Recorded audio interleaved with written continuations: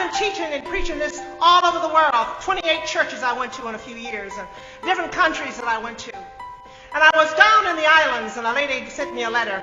She said, Dr. Woods, you were here 5 years ago, and the sermon that you preached on the generational curses had a profound effect on me and my family.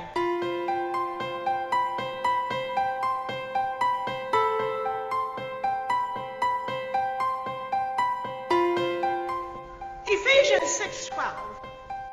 For we wrestle not against people made of flesh and blood. Now, you all say that's right, but I don't think you understand what that means.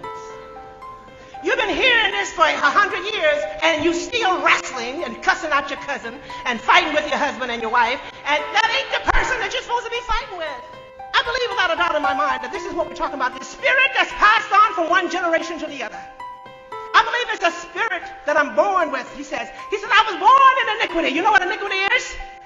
Iniquity is the sins of your father that's passed on from a generation to a generation. Did you understand that?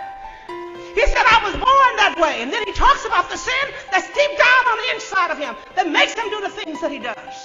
That's what he's talking about. The war is between the flesh and our mind. Our mind controls our choices, but it's influenced by our environment. So, influenced by environments, a lot of people used to say to me that they believed that the environment was more important than the genetic structure. See, I don't agree with that. And I'm old enough to be able to have some evidence that it's what's inside of you is what's going to come out. You have to understand something about this holy matrimony that everybody's in a hurry to get to. You better take your time and shop very carefully. I know the pickings are slim. I heard about it. But there's one thing that I know.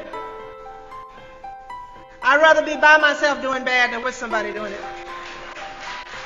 I'd rather have a home in heaven than in prison. Because some of these people can cause you to kill somebody. I wish they had killed them. Or they, make you so bitter and so unhappy. So you better be careful who you say, who you join up with. So I'm going to talk about how we pass on this generational stuff from one generation to the other.